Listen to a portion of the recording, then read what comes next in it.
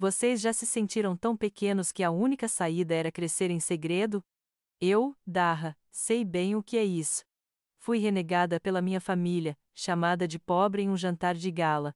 Mas o que eles não sabiam é que eu era a dona do restaurante onde tudo aconteceu. Preparem-se para uma história de fogo na cozinha e uma reviravolta que ninguém esperava. Minha história, como a de muitas outras ovelhas negras, começou em um lugar onde o ouro reluzia, mas a alma definhava, Greenwich, Connecticut. As mansões imponentes se erguiam como templos de prosperidade, seus jardins impecáveis ocultando as pressões e as expectativas que fermentavam em seu interior. A infância em Greenwich era uma vitrine de luxo superficial, onde cada carro na garagem, cada joia no pescoço de Margaret, minha mãe, e cada diploma emoldurado na parede do escritório de Richard, meu pai, serviam como prova inegável de um sucesso que não admitia questionamentos. As regras eram rígidas, implícitas e tão bem internalizadas que era raro alguém ousar desafiá-las. A expectativa de sucesso não era apenas alta, era singular. Tínhamos que ser advogados, médicos, financistas, carreiras nobres, respeitáveis, que garantissem não apenas a riqueza, mas, acima de tudo, o status. Para os Mitchell, a vida era um espetáculo cuidadosamente encenado, e cada um de nós tinha um papel a desempenhar no grande teatro da alta sociedade. Não se tratava de paixão, mas de performance, não de alegria, mas de aprovação. Meu pai, Richard, era um arquiteto frio e metódico, não de edifícios, mas de nossa imagem pública. Cada decisão, desde a escola que frequentávamos até os hobbies que cultivávamos, era calculada para maximizar nosso retorno de investimento social. Minha mãe, Margaret, era a guardiã implacável da fachada de perfeição, seus olhos azuis perscrutando qualquer imperfeição com uma precisão cirúrgica. Ela dominava a arte da conversa polida, mas com uma lâmina oculta em cada sorriso, pronta para cortar qualquer um que não estivesse à altura de seus padrões. Meus irmãos, Heather e Ethan, pareciam absorver as lições com uma facilidade que eu nunca compreendi, moldando-se perfeitamente aos papéis pré-definidos para eles. Heather, a mais velha, era a personificação da elegância de Greenwich, impecável, articulada, com um talento natural para a política social que a tornaria a anfitriã perfeita para qualquer evento beneficente. Ela sabia o que dizer, como vestir e, mais importante, como se posicionar para sempre estar um passo à frente. Ethan, o caçula e o príncipe da família, era o herdeiro predestinado dos negócios de meu pai, um prodígio nos números, com um charme superficial que encobria uma sede insaciável por validação. Eles eram as versões de mim que meus pais queriam ver, espelhos polidos refletindo o brilho inquestionável dos Mitchell. Desde cedo, éramos ensinados que o networking era mais vital que a amizade, que o preço de um relógio dizia mais sobre o caráter de um homem do que suas ações, e que qualquer desvio do caminho traçado era uma afronta não apenas à família, mas à própria ordem natural do universo Mitchell. O jantar em família não era um momento de conexão, mas uma revisão de desempenho, onde as notas eram dadas com olhares oblíquos e comentários velados sobre o futuro promissor de Heather ou a inteligência aguçada de Ethan. Eu, Darra, sempre fui a nota dissonante nessa orquestra de ambição. Enquanto eles debatiam futuros escritórios de advocacia e fusões corporativas, minha mente vagava para os sabores e aromas que só encontrava em um canto inesperado daquela mansão. Mas havia um lugar, um santuário silencioso no coração daquela casa grandiosa, onde as regras rígidas da família Mitchell pareciam se desfazer no ar temperado de ervas e especiarias. Aquele canto inesperado era, claro, a cozinha. Longe dos salões de mármore e dos olhares perscrutadores, era ali que eu encontrava um resquício de liberdade, uma tela em branco para minha alma inibida.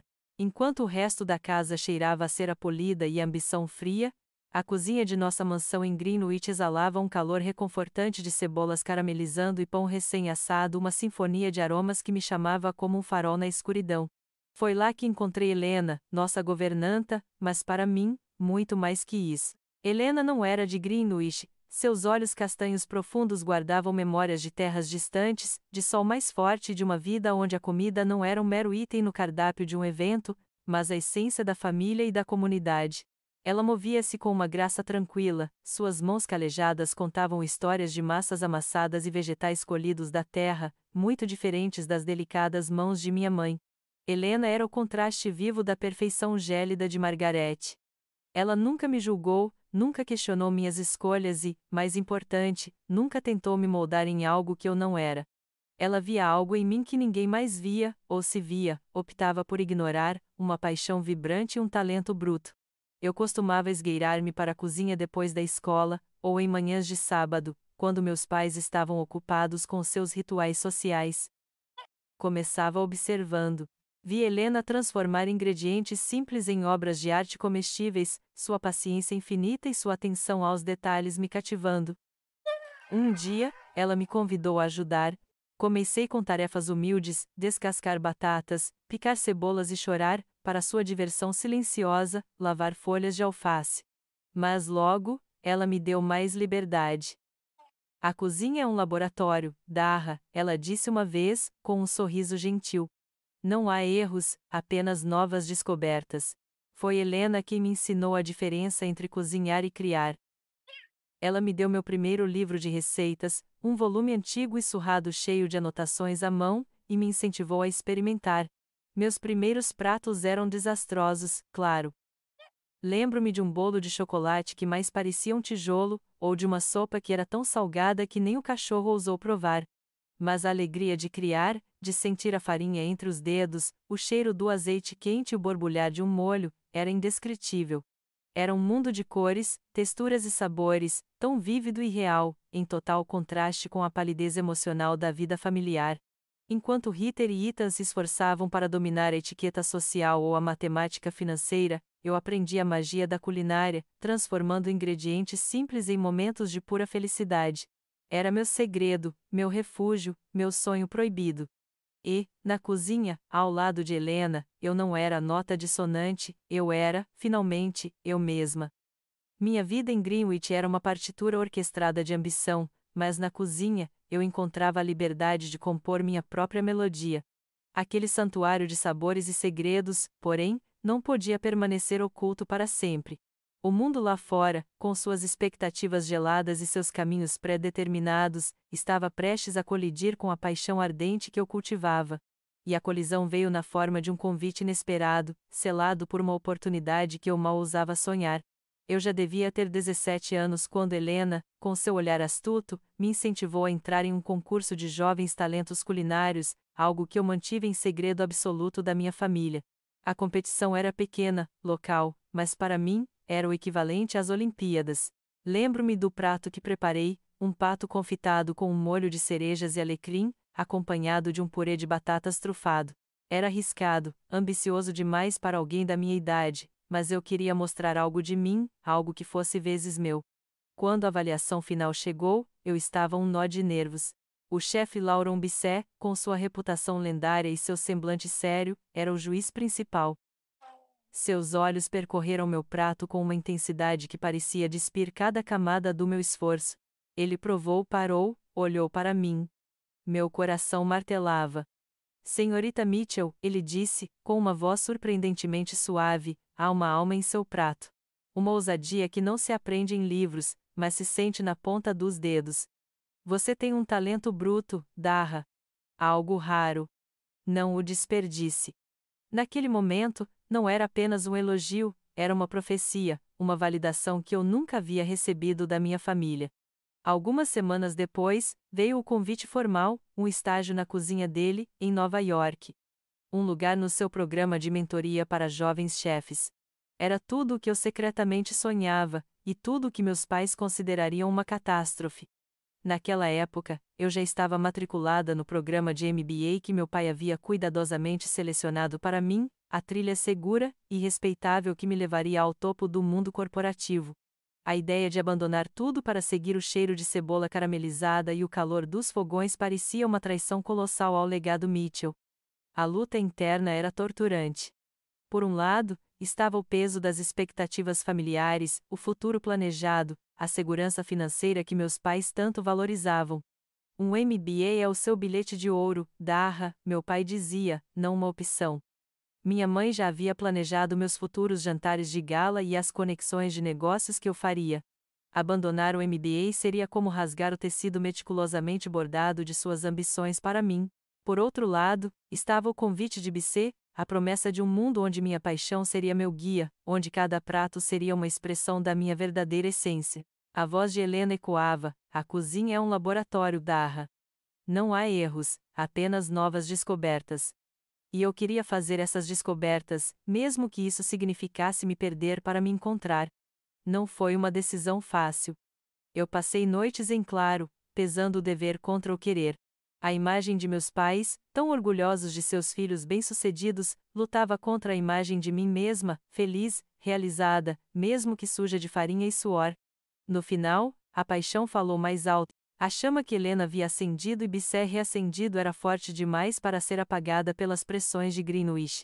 Eu sabia que seria difícil, que haveria consequências, mas a ideia de viver uma vida que não era minha, de fingir uma paixão que não sentia, era mais assustadora do que qualquer desaprovação familiar. O momento da revelação foi tão gélido quanto eu esperava.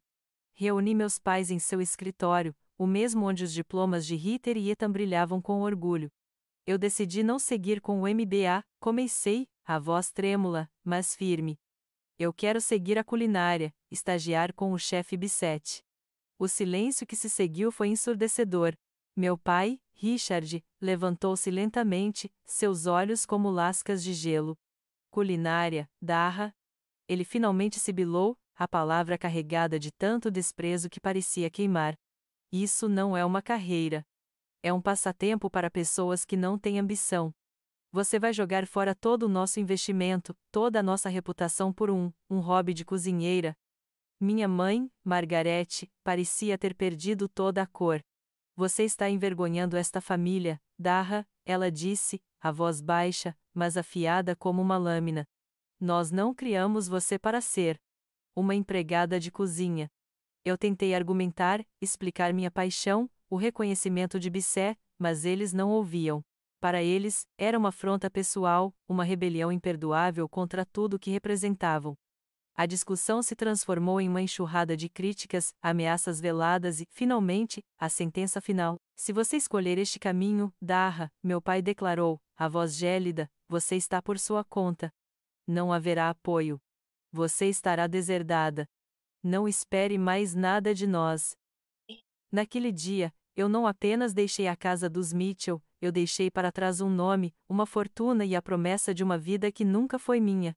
Mas ao sair, com o coração partido e, ao mesmo tempo, estranhamente leve, eu soube que estava, finalmente, cozinhando meu próprio destino. O adeus forçado foi, paradoxalmente, a minha verdadeira libertação. A libertação teve o gosto amargo do sacrifício e o cheiro forte das cozinhas de Nova York, um contraste gritante com os aromas limpos e controlados de Greenwich.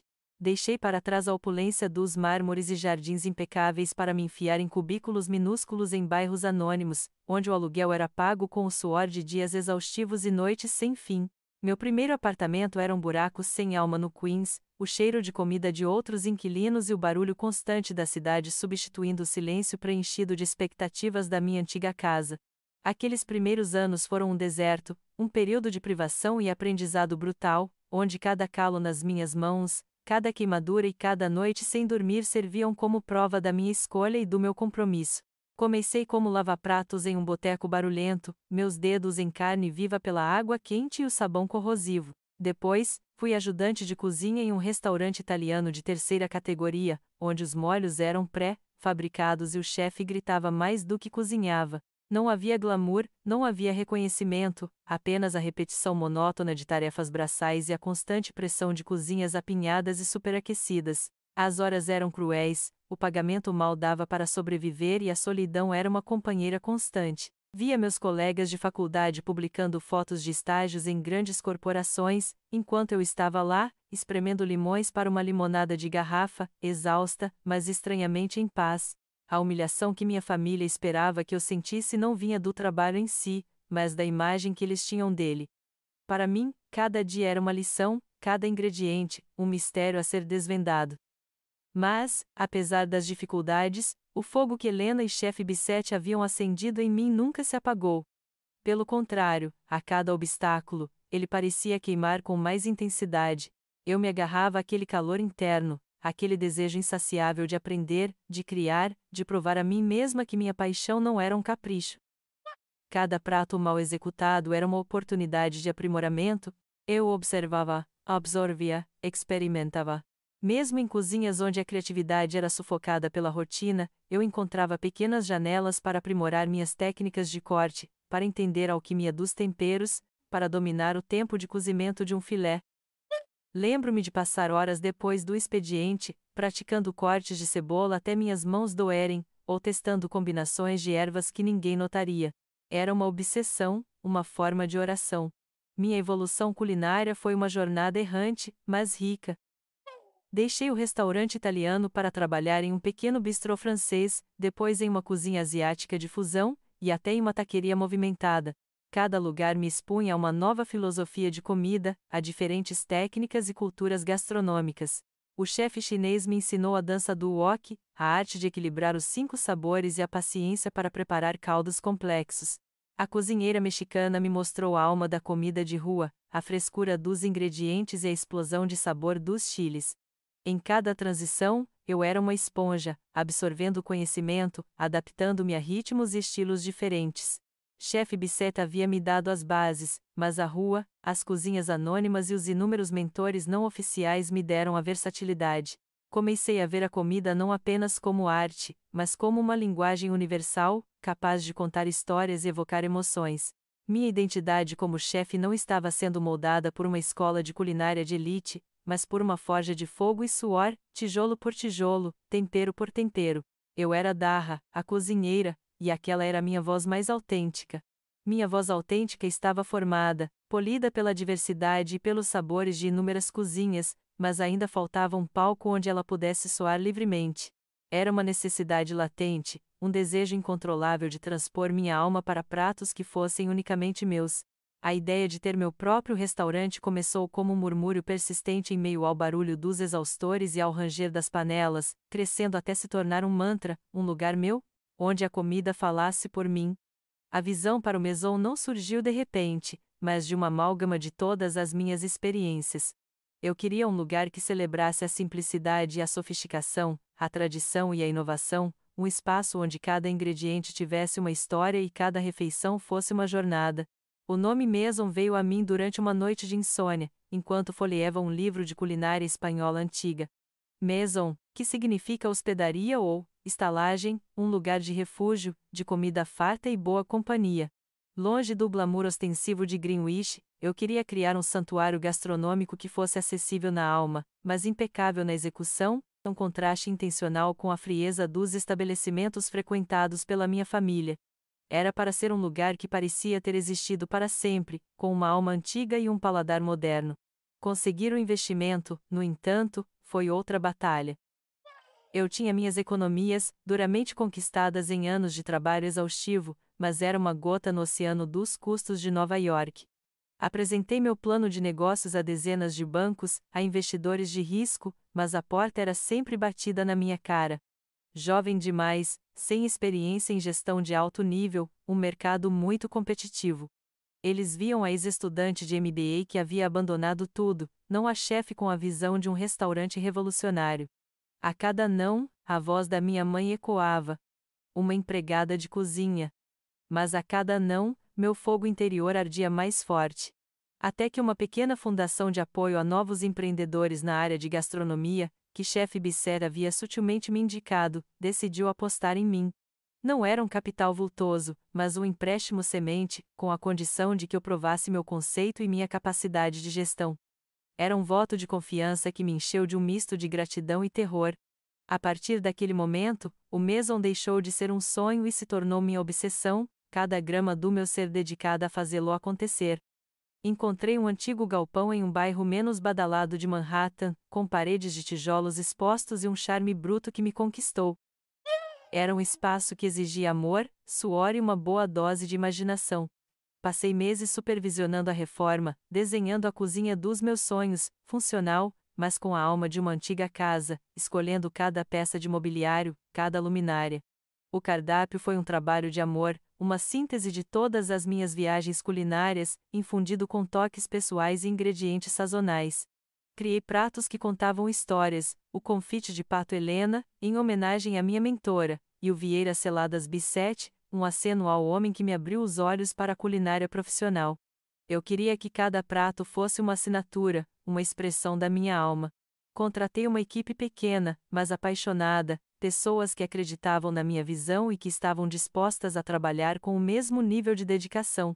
Miranda, a subchefe, com sua energia contagiante e técnica impecável. José, o sommelier, com seu conhecimento enciclopédico de vinhos e um sorriso acolhedor. Marcos e Jéssica, os garçons, com uma atenção aos detalhes e uma cortesia que faziam cada cliente se sentir especial. O maison não era apenas meu, era nosso. Os primeiros meses foram uma montanha-russa de emoções. Críticas positivas se misturavam a desafios operacionais, longas horas e a constante pressão de manter os padrões impecáveis. Houve noites em que a exaustão me levava às lágrimas, e momentos de dúvida em que me perguntava se a desaprovação da minha família não teria sido uma forma de sabedoria. Mas a cada elogio de um cliente, a cada brilho nos olhos de um comensal ao provar um dos meus pratos, eu sabia que estava no caminho certo. O maison era a minha resposta silenciosa, a minha prova viva de que a paixão, quando cultivada com dedicação, pode florescer mesmo nos solos mais improváveis. E floresceu. Rapidamente, o maison se tornou o nome na boca da elite de Nova York. Reservas se tornaram cobiçadas, críticos gastronômicos elogiavam a ousadia inovadora e o sabor sublime de Daha Mitchell. Sem que eu planejasse, ou talvez com uma ironia que só o destino poderia orquestrar, o maison ascendeu ao topo, tornando-se exatamente o tipo de restaurante exclusivo e badalado que minha própria família, a família Mitchell, frequentaria com orgulho. Um segredo bem guardado, esperando o momento certo para se revelar. Aquele segredo bem guardado que era o maison parecia flutuar no tempo, intocável, até que a realidade rompeu na forma de um convite inesperado. 5 anos se passaram desde que fui deserdada, 5 anos de silêncio sepulcral da parte dos Mitchell, interrompidos apenas por boatos que, imagino, eles cultivavam sobre a minha suposta falência ou fracasso. Então, um envelope pesado, com o brasão familiar em relevo, chegou à caixa de correio do meu apartamento modesto. Era o tipo de formalidade que eles ainda valorizavam, mesmo ao romper laços. Meu coração deu um pulo, um misto de apreensão e curiosidade. Eles finalmente haviam se lembrado de mim, ou era apenas um engano? Rasguei o selo com dedos ligeiramente trêmulos, sentindo o papel pergaminho entre meus dedos. O convite era para o jantar de noivado de Heather. Heather, minha irmã, que durante anos evitou qualquer contato, provavelmente para não sujar sua imagem impecável com a presença da ovelha negra da família. Aquilo me causou um nó no estômago. O que ela queria? Reconexão? Ou apenas uma prova de que eu realmente havia afundado na obscuridade, como eles previam? Minha primeira reação foi um riso amargo. Eles pensavam que eu estava por aí, trabalhando em alguma cozinha de fast food, mal sobrevivendo. Aquele convite parecia um convite ao circo, para me expor como a piada que eles imaginavam. Mas então, meus olhos fixaram-se na linha que descrevia o local, e foi como se o mundo inteiro parasse. O jantar de noivado de Heather Mitchell e Bradley Hayes será realizado no... Meus olhos varreram a página, parando em uma palavra que fez meu sangue gelar e, ao mesmo tempo, incendiar-se. Punto no maison. Maison. Meu maison. O restaurante que eu havia construído tijolo por tijolo, tempero por tempero, alma por alma. O lugar que era a personificação do meu triunfo silencioso, da minha paixão proibida, do meu sucesso independente. O mesmo maison que eles, sem saber, haviam escolhido por sua exclusividade, por sua reputação impecável, por ser o ápice da alta gastronomia de Nova York. A ironia era tão cruel, tão perfeita, que eu mal podia respirar. Minha família, que me considerava uma fracassada, estava prestes a jantar no palco da minha maior vitória. Fiquei ali, imóvel, o convite na mão, a gargalhada presa na garganta. Era um choque, uma incredulidade que roçava o absurdo. Como era possível que, em toda Nova York, eles tivessem escolhido vezes o meu vezes restaurante? Teria sido uma piada do destino, ou um capricho do universo para me dar a oportunidade perfeita de revidar? De repente, a raiva que eu sentia por eles, por todos os anos de desprezo, pelos comentários condescendentes, pelas feridas abertas, transmutou-se em uma ponta de excitação. Não era mais apenas sobre sobreviver, mas sobre vezes florescer vezes diante deles, no meu próprio terreno, com as minhas próprias regras. A noite se aproximava, e com ela, uma tempestade de emoções.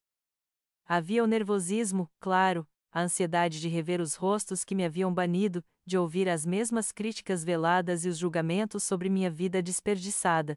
Lembrei-me dos anos de sacrifício, das noites sem dormir, da luta para provar meu valor não a eles, mas a mim mesma. Mas acima de tudo, havia uma raiva fria e calculada, um desejo ardente de desmascarar a hipocrisia deles, de ver seus rostos quando a verdade fosse revelada. Era uma vingança, sim, mas não uma vingança mesquinha. Era a vingança de quem foi subestimado, de quem foi descartado, de quem se reergueu das cinzas para se tornar algo que eles jamais poderiam sequer conceber. Eu me preparei para o reencontro não como quem vai a um jantar de família, mas como quem se prepara para uma batalha cuidadosamente planejada. Pensei nos diálogos, nas reações prováveis, nos olhares que eu teria que suportar. Mas a cada pensamento, o vislumbre da revelação final, daquele momento catártico, alimentava a minha determinação. Eu não era mais a jovem Darra, insegura e buscando validação. Eu era a chefe, a empresária, a proprietária do Maison, e naquela noite, no meu restaurante, no jantar de noivado da minha irmã, a ovelha negra estava prestes a se tornar a loba. E todos eles, sem saber, estavam prestes a entrar na minha toca. A noite finalmente caiu, densa com o zumbido elétrico da antecipação. Não cheguei ao Maison como uma convidada, eu já estava lá, uma sombra em minha própria casa, supervisionando meticulosamente os últimos preparativos, meu coração batendo como um tambor contra as costelas. De um ponto de observação discreto perto da porta da adega, eu os vi chegar. A limusine preta, o motorista abrindo a porta, e então eles emergiram, sob o brilho suave das luminárias que eu mesma escolhera. Richard e Margarete, impecáveis como sempre, suas vestes de alta costura e joias discretas gritando riqueza sem vulgaridade. Ritter e Bradley, a personificação da perfeição. Ethan e Alison, o casal poderoso. Eles eram um quadro de Monet, belo à distância, mas friamente calculado de perto. Marcos, nosso maitre d'era, o único que estava ciente do meu estratagema além de Miranda e José, trocou um olhar rápido comigo enquanto conduzia minha família à mesa que eu havia reservado para eles, a melhor da casa, ironicamente com uma vista privilegiada da cidade. Seus olhos castanhos, normalmente repletos de vivacidade, carregavam uma cumplicidade discreta, um alerta silencioso. Ele sabia o que estava por vir. Eu assenti quase imperceptivelmente, um reconhecimento mútuo de que o jogo estava prestes a começar. Respirei fundo, ajeitei meu vestido escuro, discreto, mas elegante, não o tipo de ostentação que minha mãe aprovaria, mas um que falava de confiança silenciosa. Caminhei até a mesa, a passos medidos, cada músculo do meu corpo tenso, mas minha expressão uma máscara de calma. Darra, minha querida. Margarete foi a primeira a me ver, um sorriso forçado que não chegava aos olhos, mas que era perfeito para a foto. Ela se levantou, abraçando-me de forma superficial, seu perfume caro invadindo minhas narinas. Faz tanto tempo. Você está bem. Diferente. O tom era de quem esperava que eu estivesse decrépita, e minha aparência era uma surpresa indesejada. Richard apenas acenou com a cabeça, seus olhos avaliando, procurando sinais de fracasso. Darra. Então você veio. Não havia afeto, apenas uma constatação, como se eu fosse um item em uma lista de presença.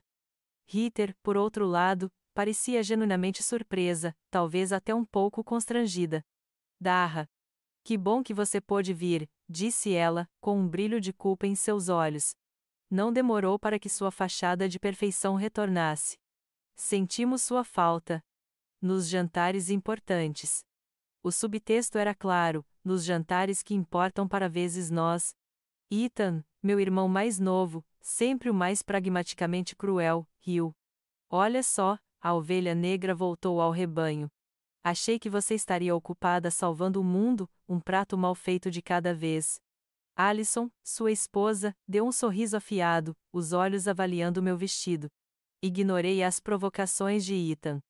Parabéns, Ritter, eu disse, me voltando para minha irmã, tentando manter um tom neutro. Você está linda. Obrigada, Darra, Ritter respondeu, um pouco mais suave. Este é Bradley. Ela gesticulou para o homem ao seu lado, um tipo atlético com um sorriso polido e olhos um tanto vazios. Ele se levantou, apertou minha mão com uma firmeza que era quase agressiva. Prazer, Darra, disse ele, seu olhar passando por mim rapidamente, como se eu fosse um objeto de pouca importância. Ritter falou muito de você. Eu sabia exatamente o que Ritter havia falado. Imagino, eu respondi, um sorriso pequeno e enigmático brincando em meus lábios. A conversa então se voltou para o jantar, para o menu, para o quão exclusivo era o maison. Meus pais elogiavam o ambiente, o serviço discreto, a decoração de bom gosto. Era uma sinfonia de elogios ocos, cada palavra uma facada na ironia da situação.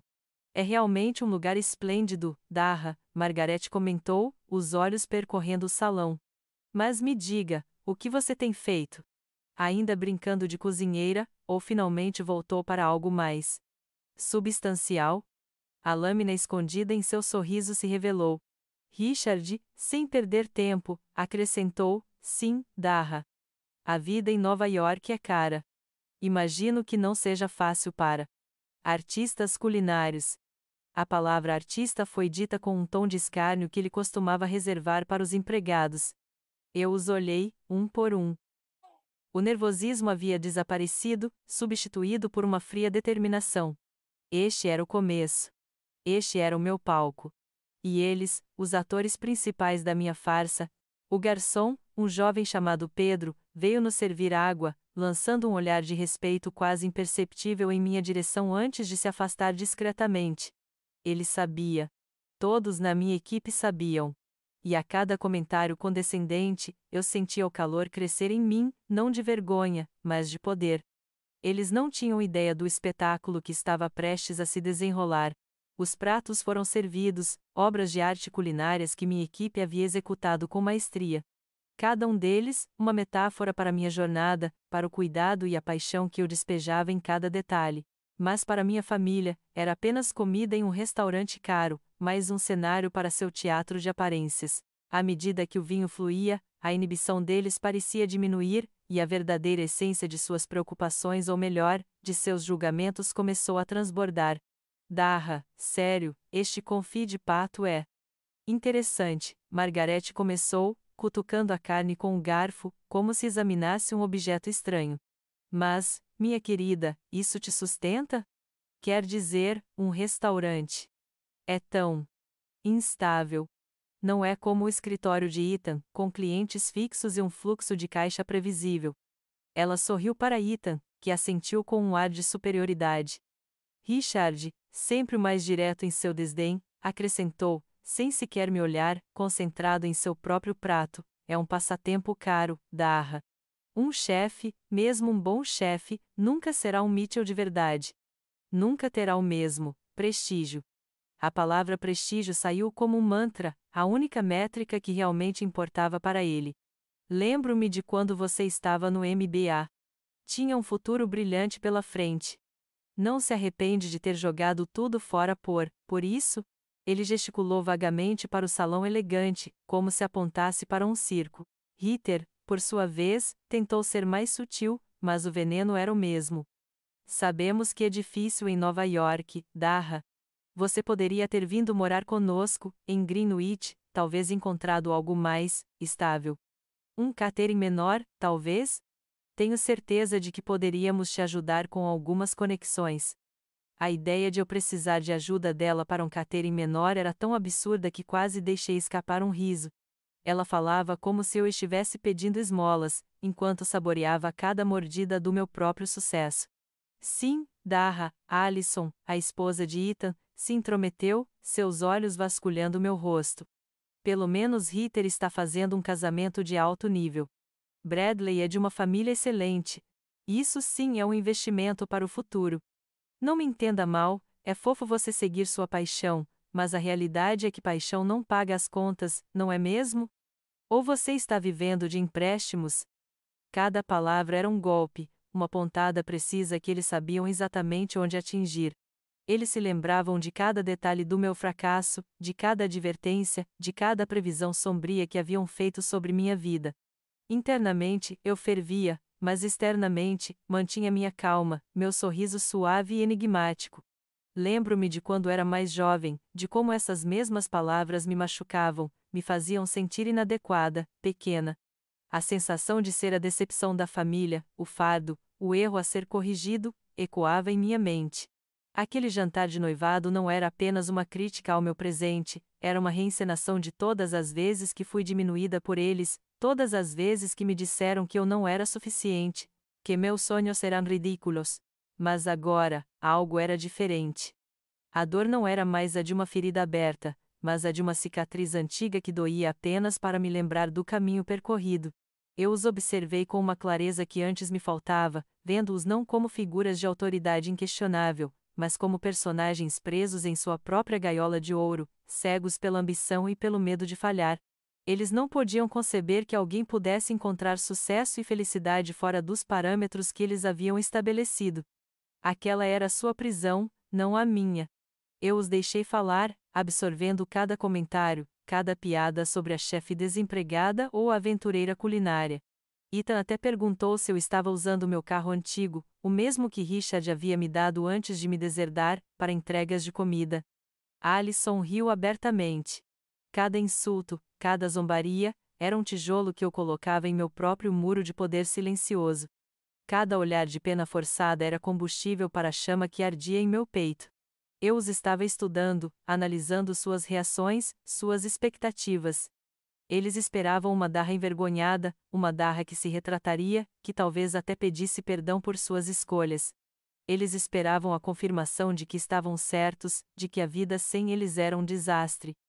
Mas eles não sabiam que a Darra que estava sentada àquela mesa, calmamente bebendo seu vinho, que, ironicamente, José havia escolhido pessoalmente para o Maison, não era a Darra de 5 anos atrás. Não era a menina que buscava a aprovação deles. Eu era a anfitriã do espetáculo, a diretora de cena. E, com cada palavra condescendente, com cada olhar de desprezo, eles estavam, sem saber, me dando a deixa perfeita para a virada que estava por vir. O terreno estava preparado. A mesa estava posta para a minha vingança. A sobremesa estava sendo servida, um intrincado mil-folhas com creme de pistache e frutas vermelhas, uma das minhas criações favoritas, uma sinfonia de texturas e sabores que, ironicamente, minha família saboreava sem a menor ideia de quem a havia concebido.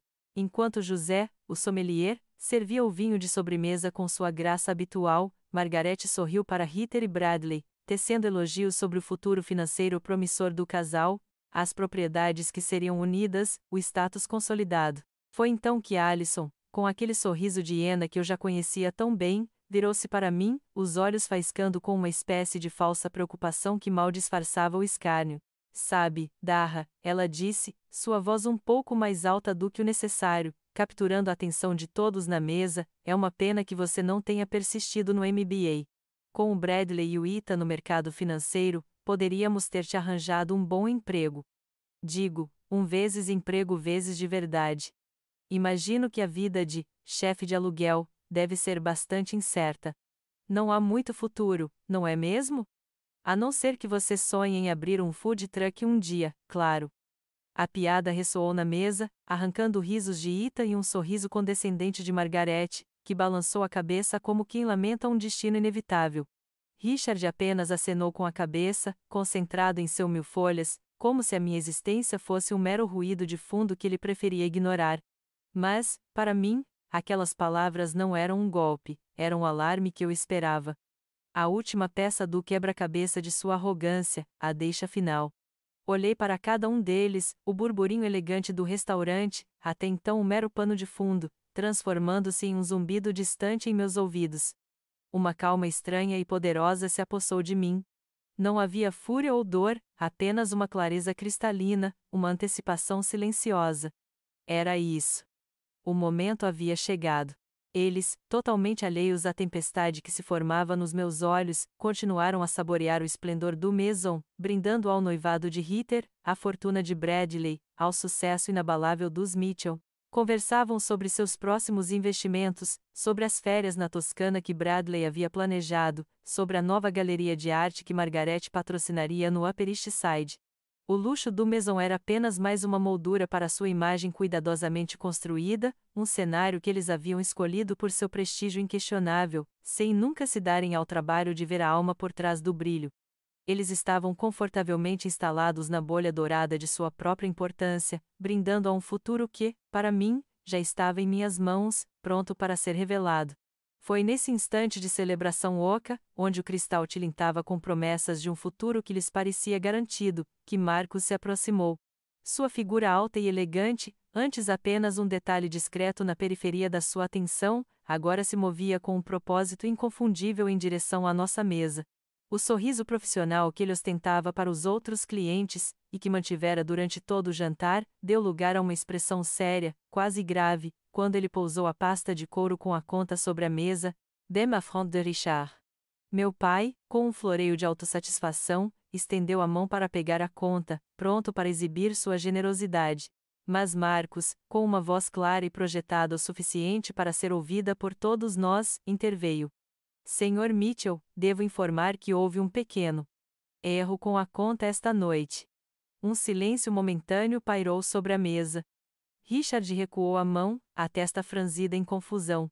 Margaret ergueu uma sobrancelha, impaciente. Erro?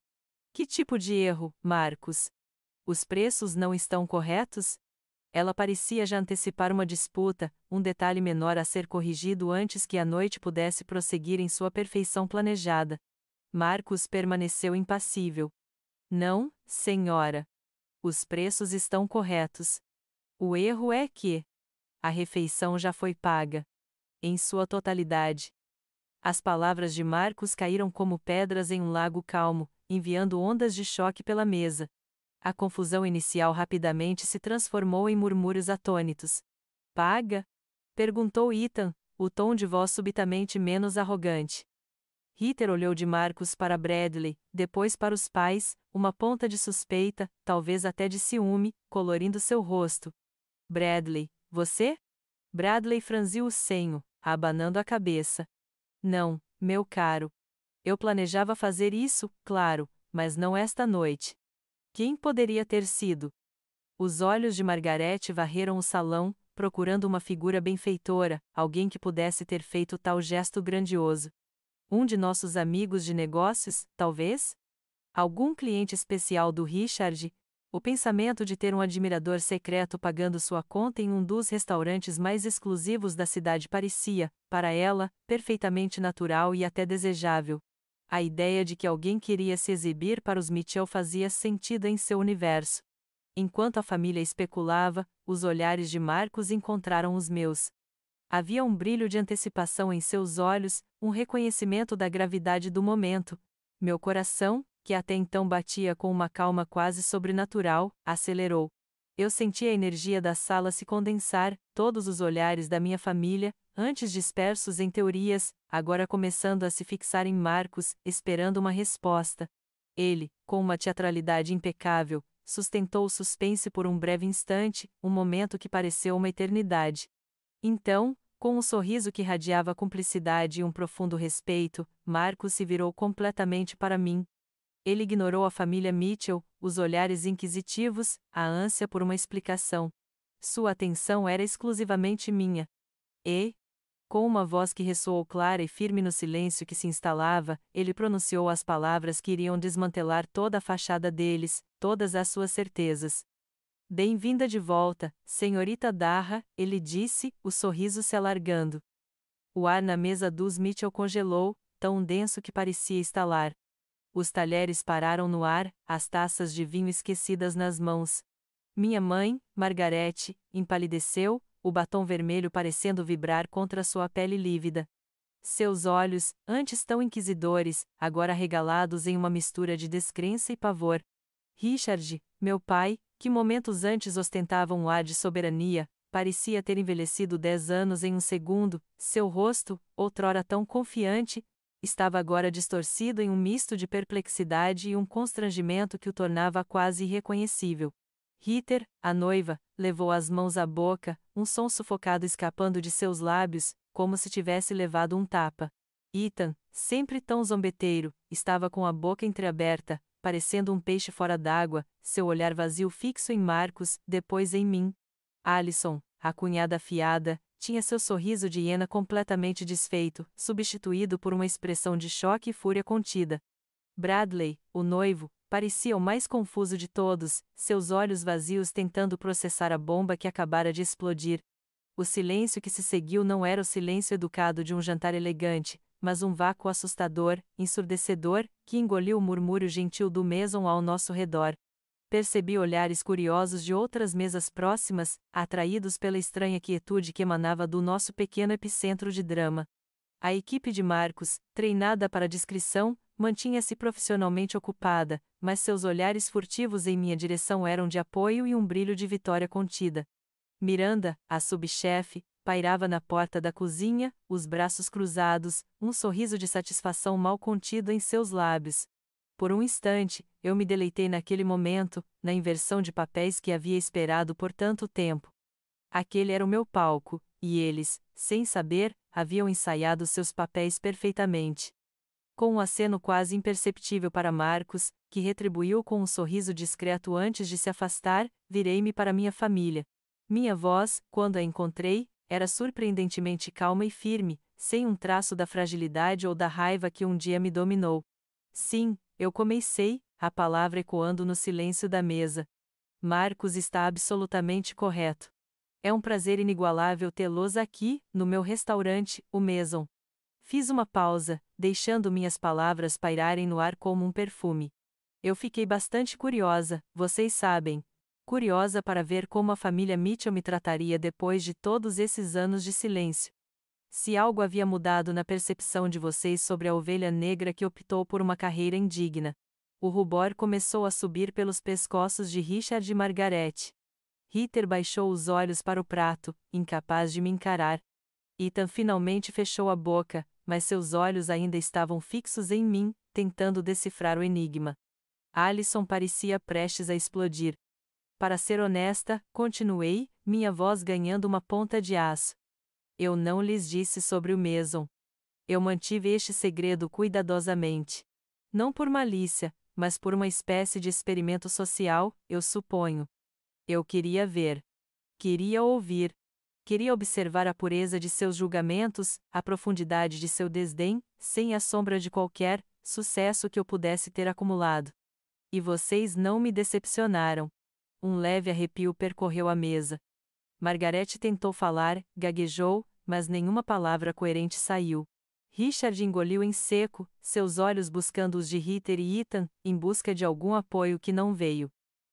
Durante toda a noite, eu prossegui, minha voz agora mais forte, mais assertiva. Vocês expressaram suas preocupações sobre como eu pagava as contas, sobre minha carreira de chefe de aluguel, sobre catering de baixa qualidade.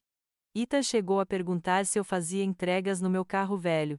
Alison sugeriu que minha paixão não pagava as contas e que eu vivia de empréstimos. E meu pai? Ele lamentou que eu tivesse jogado tudo fora por isso. Meus olhos varreram o salão, fixando-se no esplendor do meu restaurante. Por isso, o lugar onde vocês escolheram celebrar um noivado que, presumo, é um símbolo do sucesso que tanto prezam. A máscara de indiferença de Richard se desfez completamente, revelando uma raiva controlada, mas também um pânico sutil que eu nunca antes vira. Margaret, que sempre foi a guardiã impiedosa da imagem familiar, parecia que ia desmaiar ali mesmo, o controle que a definia desintegrando-se. A dinâmica da mesa havia se virado como uma luva, expondo o avesso, o cru e o feio. De repente, não eram eles que me interrogavam sobre meu fracasso. Era eu quem os estava colocando sob o microscópio, expondo a vacuidade de seus valores e a crueldade de seus julgamentos. O poder não era mais uma questão de status ou dinheiro, era uma questão de verdade.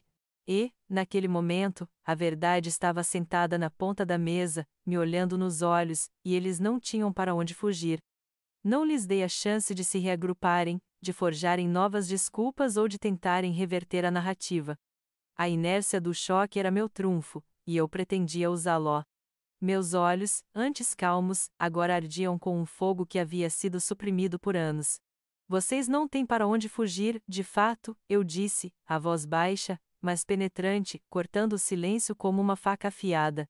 Porque a verdade que vocês tentaram esconder sob pilhas de dinheiro e prestígio, está agora na cara de cada um de vocês. Margarete, minha mãe, foi a primeira a encontrar a voz, embora fraca e trêmula. Darra, minha querida, você está exagerando. Não precisamos disso. Não é hora para teatros. Ela tentou alcançar minha mão, uma tentativa patética de recuperar a familiaridade, de me arrastar de volta para o papel de filha que ela queria. Recuei, minha expressão endurecendo. Teatro? É engraçado que você chame isso de teatro, mãe. Pois a minha vida inteira, a vida de nós todos, foi um teatro para vocês. Um espetáculo de aparências onde o aplauso importava mais do que a alma. Olhei para Richard, que agora tentava disfarçar sua fúria com uma pose de dignidade ofendida. Pai, você me deserdou porque eu escolhi a paixão em vez do MBA que vezes você queria.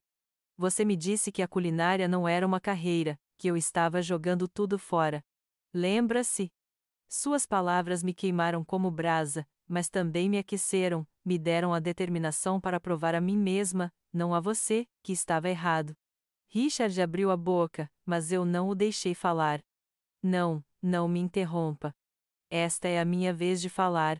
Vocês disseram que eu não teria futuro, que eu acabaria em um catering de baixa qualidade, ou, como Alison fez questão de reiterar há pouco, abrindo um food truck. Cada uma dessas palavras, cada julgamento condescendente, cada risada sobre a ovelha negra que falhou, ficaram gravados em mim. Como uma lista de tarefas a serem desmentidas. Minha voz subiu um tom, a frustração acumulada dos anos finalmente jorrando. Vocês não se importaram com o meu talento, com a minha alegria na cozinha, com a única coisa que me fazia sentir viva naquela casa fria e impecável de Greenwich. Vocês só se importavam com o que os outros iriam pensar. Com o status, com a imagem, com a fachada de perfeição. Enquanto vocês construíam suas torres de ambição, eu estava na cozinha, com Helena, aprendendo o que era real, o que era nutrir, o que era criar algo com as próprias mãos e o coração. Virei-me para Ritter, cujos olhos estavam cheios de lágrimas não derramadas, e para Ethan, que finalmente parecia genuinamente sem palavras. Ritter, você me disse que sentia minha falta nos jantares importantes. A verdade é que vocês nem sequer tentaram me encontrar em 5 anos. Não uma ligação, não uma mensagem. A única razão para eu estar aqui é porque o seu jantar de noivado, ironicamente, foi marcado vezes no meu restaurante. E você, Ethan, sempre tão sagaz com suas piadas, pensou que eu estaria salvando o mundo, um prato mal feito de cada vez. Bem, aqui está meu prato mal feito, servido a vocês, na mesa mais cobiçada de Nova York. Alison pigarreou, tentando recuperar a compostura. Darra, isso é desnecessário. Somos sua família. Estamos felizes por você. É apenas que. Bem, esperávamos algo diferente. Eu ri, um riso sem alegria. Esperavam algo diferente? Sim, esperavam que eu falhasse. Esperavam que eu rastejasse de volta, implorando por uma migalha de aceitação? Esperavam que eu provasse que seus julgamentos estavam certos. Mas eu não fiz isso por vocês. Eu fiz isso por mim. Cada noite sem dormir, cada corte, cada queimadura, cada empréstimo recusado foi tudo para construir vezes isto. Para criar um lugar onde a paixão e o propósito importam mais do que qualquer sobrenome ou saldo bancário. Apertei os punhos, a energia pulsando em minhas veias.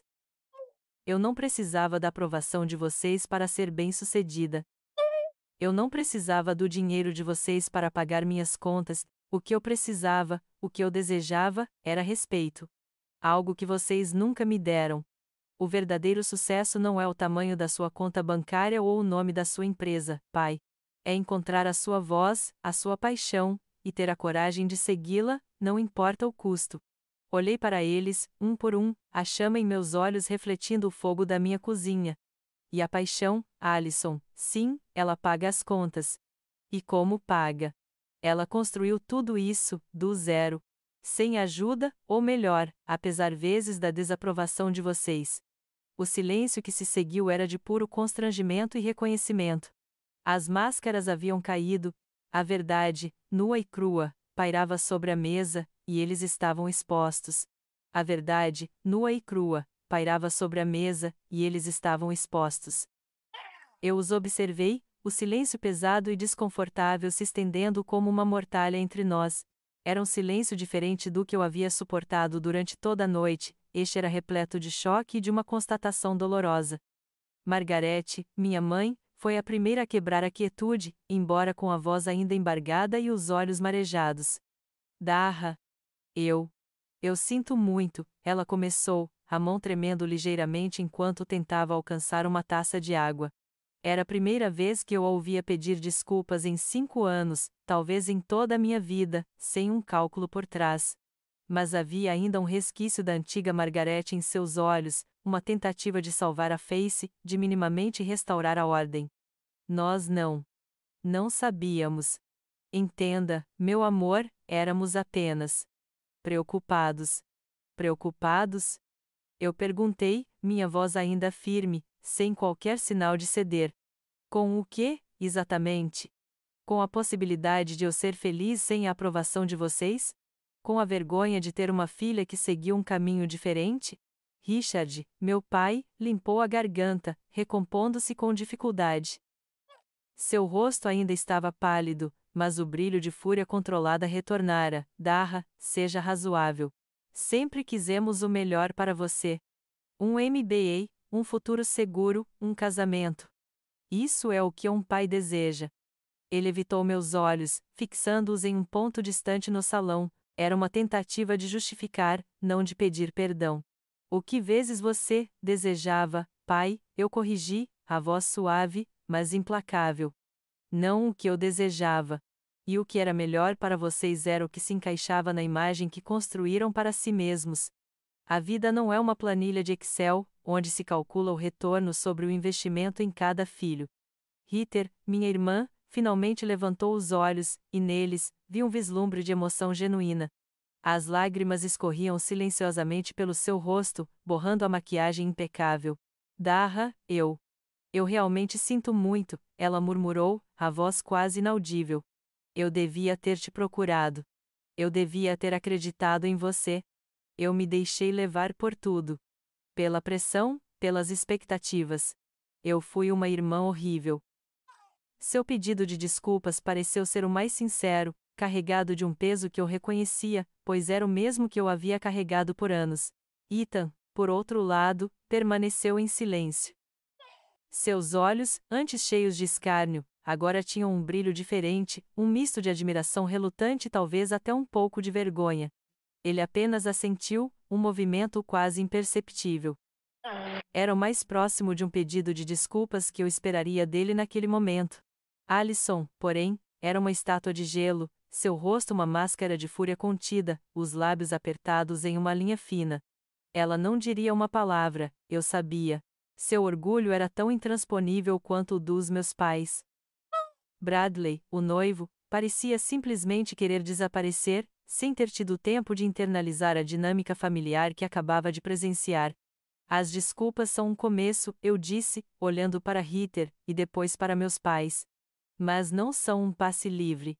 A confiança foi quebrada há muito tempo, e não é algo que se reconstrói em uma noite, ou com algumas palavras de arrependimento forçado. Eu me inclinei ligeiramente para a frente, minha voz carregada de uma autoridade que nunca imaginei que possuiria em frente a eles. Eu os trouxe aqui, ou melhor, os deixei vir para meu vezes restaurante, para que a verdade pudesse ser vista e ouvida. Não para que eu implorasse por aceitação, mas para que vocês entendessem a profundidade de seus próprios preconceitos. Eu continuei, meu tom se tornando mais sério. De agora em diante, as coisas serão diferentes. Eu sou a proprietária do Maison. Eu sou uma chefe de sucesso. Eu construí isso do zero, com minhas próprias mãos, meu suor e minha paixão. Eu não preciso de conselhos sobre como pagar minhas contas, nem de sugestões sobre catering menor. Eu exijo respeito. Meus olhos varreram a mesa, fixando-se em cada um deles. Respeito pelas minhas escolhas, pela minha profissão, pelo meu sucesso. Se vocês não conseguem oferecer isso, então não há base para um relacionamento. Seremos família, sim, eu declarei, minhas palavras ecoando no silêncio recuperado da mesa. Mas a família não é um direito incondicional quando vem com desdém e julgamento. Não tolerarei mais comentários condescendentes, piadas sobre minha carreira ou insinuações sobre minha capacidade. Se eu for para Greenwich, ou se vocês vierem a Nova York, será em meus termos. Com respeito mútuo. Caso contrário, não vejo razão para continuarmos a ter qualquer contato. Margaret parecia prestes a chorar, Richard estava visivelmente indignado, mas contido. Ritter acenou com a cabeça, compreendendo. Ethan parecia estar meditando sobre minhas palavras. A mensagem estava clara: a velha Darra, a que buscava aprovação, havia morrido. Em seu lugar, estava uma mulher que havia encontrado sua própria voz, seu próprio poder, e que não hesitaria em usá-lo para proteger seu espaço, seu sucesso e sua dignidade. Eles estavam na minha toca, e as regras agora eram minhas. A refeição deles estava paga, sim, mas o preço que teriam que pagar dali em diante seria muito maior: o reconhecimento da minha verdade. Uma quietude diferente, mais leve, preencheu o espaço ao redor da minha mesa, a calmaria que se seguiu a uma tempestade finalmente desencadeada. Observei a minha família, agora um aglomerado de silhuetas envergonhadas e desconfortáveis, tentando reunir os restos de sua dignidade. Margaret, com a maquiagem manchada pelas lágrimas não choradas, aceitou o braço de Richard, que ainda parecia um monumento de fúria petrificada, um homem desfeito em sua própria ostentação. Ritter, os olhos baixos, parecia ser a única a carregar um peso real, uma sombra de arrependimento em seu semblante. Ethan e Alison moveram-se como autômatos, incapazes de me encarar, enquanto Bradley seguia o fluxo, visivelmente perturbado pela cena que havia presenciado. Marcus, com sua discrição habitual, conduziu-os até a saída, os outros clientes discretamente curiosos, mas sem realmente entender a profundidade do drama que acabara de se desenrolar. Enquanto eles desapareciam pela porta giratória, senti um alívio imenso, quase palpável, como se um peso ancestral tivesse sido retirado de meus ombros. Não era uma libertação barulhenta, mas um sussurro de paz, uma leveza que eu não sentia desde que deixara Greenwich. O peso das expectativas familiares, o fardo de ser a ovelha negra, a eterna decepção, tudo isso se dissolveu no ar, deixando para trás apenas a vibrante realidade do meu próprio sucesso. A equipe do Mason, que havia testemunhado tudo com uma mistura de respeito e admiração velada, começou a retornar às suas funções. Miranda, minha subchefe, aproximou-se, um sorriso de dentes brancos e olhos brilhantes. Chefe Darra, ela disse, aquilo foi um espetáculo da melhor qualidade. Eu sorri para ela, um sorriso genuíno, o primeiro da noite. Estou feliz que tenha gostado, Miranda. Mas a cozinha espera. Enquanto caminhava pela minha cozinha, o coração pulsante do Mason, sentindo o calor dos fogões, o cheiro de ervas frescas e o murmúrio organizado da minha equipe, percebi a solidez da minha jornada.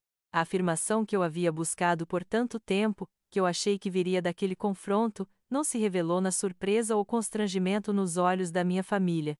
Ela já estava lá, dentro de mim, construída tijolo por tijolo, tempero por tempero, ao longo de todos esses anos. O confronto não me deu a validação, ele apenas provou a eles o que eu já sabia e havia conquistado. O Mason não era apenas um restaurante, era o meu manifesto, a prova viva de que a paixão e a autenticidade eram a moeda mais valiosa, e não o status ou a riqueza imposta. A dinâmica com minha família estava agora inequivocamente redefinida. Não seria um reencontro caloroso ou uma reconciliação forçada, mas sim um relacionamento estabelecido em novos termos, de respeito comedido, não de afeição incondicional. Minha paz vinha de ter estabelecido essa fronteira, de ter reivindicado meu espaço sem as sombras do julgamento ou da necessidade de aprovação. Significava que eu poderia ter um lugar em suas vidas, se quisesse, mas exclusivamente em meus próprios termos, sem a tolerância para o desdém ou os comentários depreciativos. Eu havia plantado as sementes de uma nova interação, e agora cabia a eles decidir se queriam regá-las ou deixá-las secar. Para mim, porém, o horizonte era vasto. Eu tinha o Mason, minha paixão florescente, e uma liberdade recém-conquistada que abria caminhos para um futuro ainda mais ambicioso. A noite de verdades duras me deixou com uma clareza renovada e a energia para ir além, para transformar essa vitória pessoal em um legado duradouro. A brisa fria da noite de Nova York, que outrora me lembrava da solidão e dos desafios, agora trazia consigo o eco de uma vitória que ressoava muito além dos limites da minha mesa. A paz que havia encontrado não era um destino final, mas um novo ponto de partida, o alicerce sobre o qual eu começaria a construir não apenas o futuro do Maison, mas o meu próprio legado. Não era apenas sobre ser uma chefe de sucesso, era sobre ter ousado ser eu mesma, sobre ter transformado a rejeição em resiliência e a paixão em um império, silenciosamente, nas entranhas de uma cidade que nunca dorme. Refleti sobre os incontáveis talentos que, como eu, poderiam estar sufocados pelas expectativas familiares, pela busca de aprovação externa. Meu percurso, de ovelha negra proprietária de um dos restaurantes mais exclusivos de Nova York, era uma prova viva de que a autenticidade e a perseverança eram moedas de valor inestimável. Eu não queria ser apenas uma chefe renomada, queria ser uma catalisadora, uma inspiração para aqueles que ousassem sonhar fora das caixas que a sociedade, ou a família, impunha. Pensava em Helena, que viu a chama em mim antes de qualquer outro, e em chefe Bissett, que a acendeu com reconhecimento. Meu legado seria, em parte, o de ser uma Helena ou um Bissett para outros, um farol para os desorientados. Para o Maison, meus planos iam além da manutenção do seu status. Eu queria expandir sua filosofia, talvez com um programa de mentoria para jovens chefes desfavorecidos, oferecendo-lhes a chance que eu mesma tive que arrancar da vida. Sonhava em criar um centro de culinária que celebrasse a diversidade de sabores e técnicas, um espaço onde o talento fosse cultivado independentemente da origem ou do sobrenome. Não era sobre construir um império para ostentar, mas sobre nutrir uma comunidade, um ecossistema de paixão e criatividade. O Maison não seria apenas um restaurante, seria uma instituição, um símbolo da arte culinária que honrava suas raízes e ousava olhar para o futuro. Minha própria vida, agora, estava focada em uma felicidade genuína, livre do jugo das expectativas externas. A aprovação da minha família, que por tanto tempo me assombrou, tornara-se relevante. Eu não precisava mais dela. A validação vinha de dentro, da satisfação de um trabalho bem feito, da alegria de criar, da liberdade de viver em meus próprios termos. Eu me permitiria aprofundar nas minhas paixões, talvez explorar novas culinárias, viajar, escrever um livro de receitas que contasse não apenas técnicas, mas histórias de superação. A vida não seria uma corrida constante para provar algo a alguém, mas uma jornada de descoberta contínua, de autoconhecimento e de propósito. A mensagem de empoderamento e autodescoberta que minha história sussurrava era clara: o caminho mais autêntico nem sempre é o mais fácil, mas é o mais recompensador. A verdadeira coragem reside em ouvir a própria voz interior, mesmo quando o mundo exterior grita o contrário. Criar seu próprio caminho não é apenas sobre sucesso profissional, mas sobre encontrar uma paz de espírito que transcende qualquer status ou riqueza material. Eu, Daha Mitchell, havia perdido um nome e uma fortuna, apenas para encontrar algo infinitamente mais valioso, a mim mesma. E essa descoberta era o prato principal, o banquete de uma vida plena, servido com a mais fina das especiarias, a liberdade.